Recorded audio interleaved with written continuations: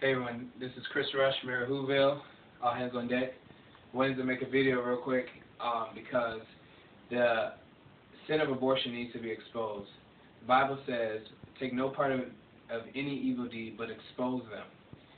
Because abortion is done behind a closed, clean building, or a supposedly clean building, that says clinic on it, we are not as, driven to grievingness as if it was like a kid shot in the middle of the street and we all saw the blood in the road. But there's real blood being spilled. And a lot of times when I show people the imagery of what abortion looks like, something begins to touch them and they go, oh my God, this is wrong. Because it could go from being a political topic, something to discuss, your opinion, to actually real victims and actually having a heart connect with the victims of abortion. It's important to expose these things. When Emmett Till was beat and his face was exploded pretty much, his mom says, no, I don't want a closed casket funeral. I want the world to see what they did to my baby. Okay? When anything happens in the world, a lot of times they want graphic imagery. They want imagery of the dead body. They want the imagery of this so people can connect with the victims. Okay? Something about our sight, out of sight, out of mind. And when Jesus Christ was hanging on a tree, and his whole body was ripped to shreds, he was showing to the whole world what it costs for their sin. It was a graphic image, the most graphic image. Anything less than, everything else is less.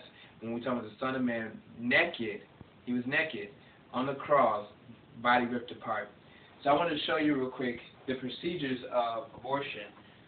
This is the suction of abortion. There's so many different procedures, but these are the ones I can show you on the big thing. This is the procedure that is done when you're about 9 weeks to a certain amount of week. Something like, I think they probably stopped doing it around 14, probably before that, because the baby's a lot softer at this point.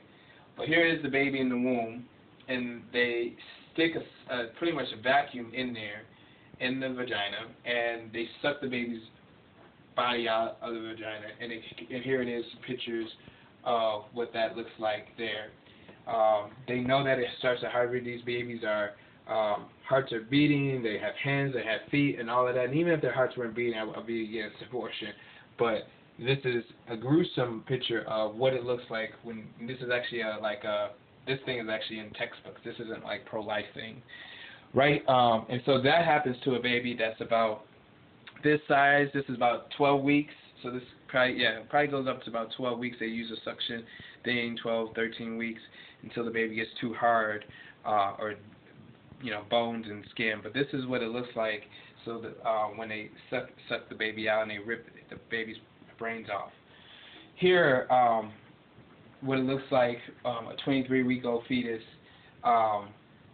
is that abortion is literally ripping the limbs off of the human being. So here they are taking their tool, the clamp, and ripping off the arms and ripping off the limbs, and trying to clean the body up.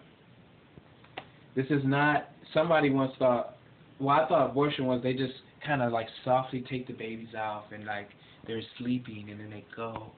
No, there's videos of these children fighting their instrument. This is a model of a 4-month-old baby, 16 weeks, so smaller than this 23 week. 16 weeks right here is when you can legally walk in there and have your child ripped apart. And so I felt that it was important to show you this. This is a picture of a 20-week abortion.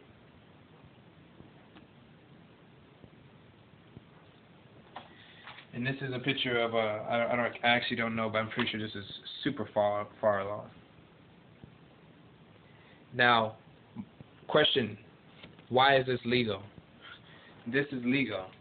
The people who did this to this child, the abortionist and the mother and the father brought them in there, that's legal, that's fine. Why are we allowing this to happen? Why are we allowing this to happen? The abolitionists in the past had to try to use imagery, but the best thing they ever got were pictures of these slaves to show other people to realize what was happening in the South. This is happening down the street from your neighborhood. This is happening down the street from your church. This is your neighbor. And now is the time, you guys. You can no longer ignore this. We can no longer ignore this, and we have to raise our voices against this injustice. Get off our apathy. This is not a special calling. This is the church's calling.